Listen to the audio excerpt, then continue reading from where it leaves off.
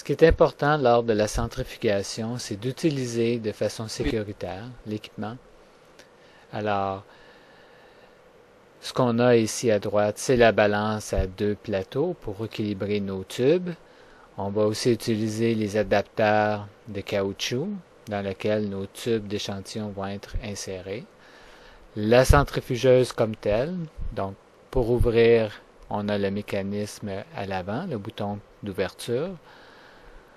Tout au fond de la centrifugeuse, j'ai le rotor et le panneau de contrôle qui nous permet de régler la vitesse et la durée de la centrifugation. Avant de commencer, c'est bien important de balancer les tubes qui vont être centrifugés. Alors, on balance toujours les tubes 2 à 2 et on utilise aussi les adapteurs lors de l'étape de balancement. Alors, mon premier échantillon a été ajouté.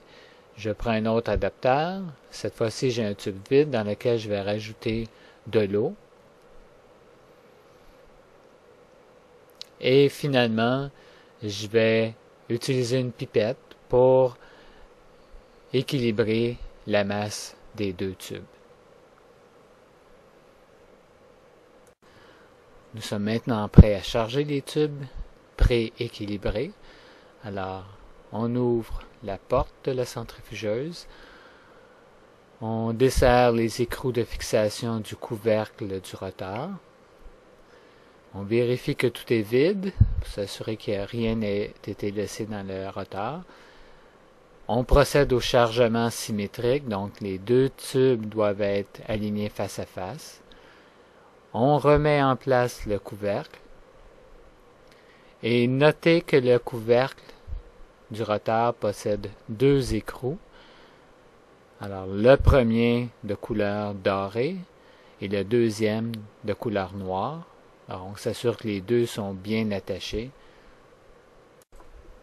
Une fois qu'on est certain que tout a été bien serré, on ferme la porte, puis on ajuste les paramètres de centrifugation à partir du panneau de contrôle. Jetons un coup d'œil sur le panneau de contrôle. Alors, en haut à gauche, on a l'indicateur de température. Ça devrait être aux alentours de 4 degrés Celsius. L'indicateur de la vitesse de rotation. Le bouton d'ajustement de la vitesse de rotation, puis le bouton pour l'ajustement de la durée. C'est fréquent que l'on ait à convertir les valeurs de RPM en G, et pour ce faire, il faut vous regarder au-dessus de la centrifugeuse, il y a un tableau de conversion. Dans ce cas-ci, par exemple, on voit qu'une force de 1075 G, ça correspond à une vitesse de 3000 RPM.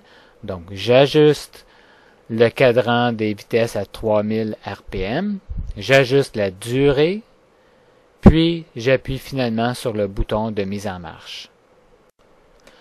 Juste avant de quitter, c'est toujours bon de faire une dernière vérification. Alors, l'appareil vient d'être mis en fonction. Je garde la main sur la centrifugeuse pour détecter toute vibration anormale. Si c'était le cas, j'arrêterai la centrifugeuse.